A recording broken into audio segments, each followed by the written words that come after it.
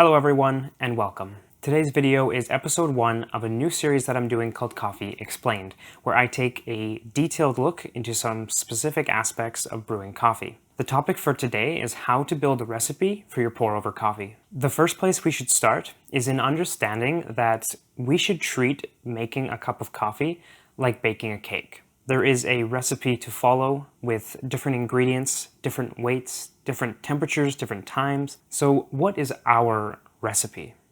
What do we need? First, we need to know how many grams of coffee are going into our pour-over.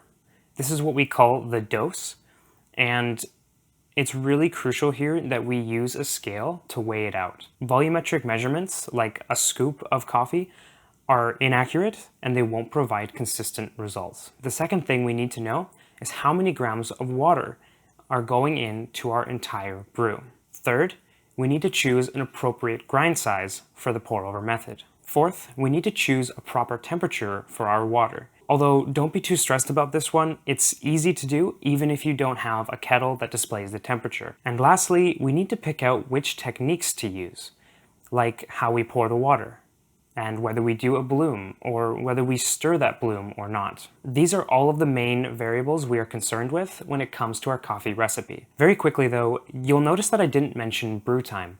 This is because timing your brew can be useful in certain circumstances, but it's not usually helpful to be forcing your pour-over inside a certain time frame. The other variables here have a significantly larger impact on extraction. So let's go back to the beginning and we'll start plugging in some numbers. For the first two, we will be using what we call a brew ratio to inform our decision. That is, for every gram of coffee, we need X amount of water. A very popular number that is thrown around for this is 1 to 18. Or 55 grams of coffee for every liter of water. This number came as a result of several surveys from MIT professor E.E. Lockhart during the 1950s, where he tested people's preferences for different ratios and different extractions. Now, this number shouldn't be set in stone, and actually, most people I've talked to today seem to prefer a stronger cup, something closer to 1 to 15 or 1 to 16. Whatever number you settle on,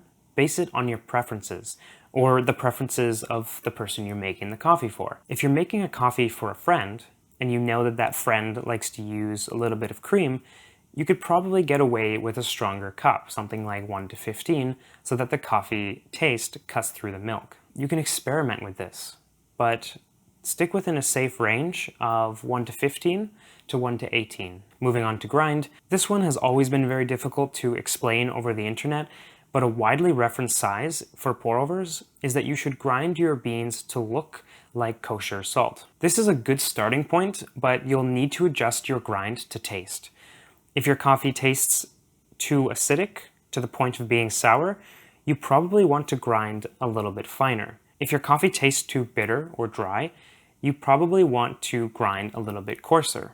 A good general tip for grind is to keep stepping your grinder over slowly towards a finer setting until you begin to taste some bitter notes. Then pull the grind back one notch, and if that bitterness is gone, that will very likely be your optimal grind setting to pull the most out of your beans without over extracting them. For water temperature, it's very important that we maintain between 195 Fahrenheit to 205 Fahrenheit throughout the entire brewing process. For this reason, I highly recommend that you start at the higher range, if not above the 205, as you are going to be losing temperature to the materials and to the open air. If you don't have a kettle that tells you the temperature, that's totally fine. You can typically bring your water to a boil, which would be 212 Fahrenheit, and then give it 30 seconds to a minute to drop in temperature before you use it. And now, technique. I will quickly list off a few things that I do, but I've actually got another video where I go into a lot more detail about how I brew on a Hario V60.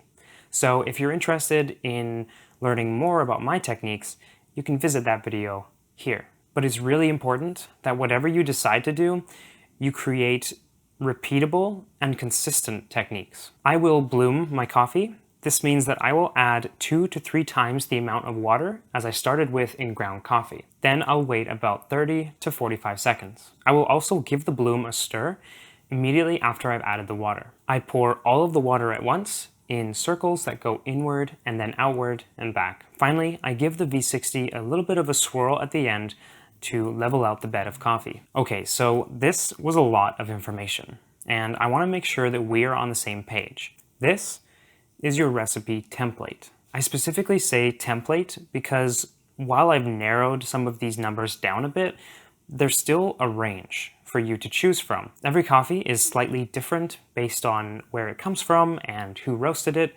so there is no definitive one-size-fits-all solution. You just need to pick and choose, taste the coffee, and adjust. Remember that making a coffee is all about drinking what you enjoy.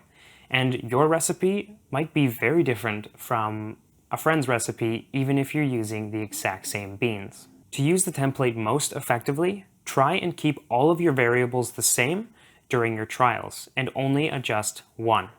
I recommend that you only adjust grind and keep everything else the same. By doing it this way, you are in full control. If something tastes different from one cup to the next, you will know exactly why. If two variables were changed, you may not know which one was the cause. Once you arrive at that golden cup of coffee where you sit down, take a sip, and go, wow, that's when you know that all of this work was worth it, because you kept track of your recipe, and now you can hopefully make that same cup of coffee all over again. So I hope that this was informative and that you learned something today. I am also hoping to create a follow-up video in the next few weeks where I can actually take a bag of coffee and dial it in using the steps that I've presented here. Please consider subscribing if that's something you'd like to see. Let me know in the comments if you have any questions about today's video. Thank you so much for watching. Have a great day.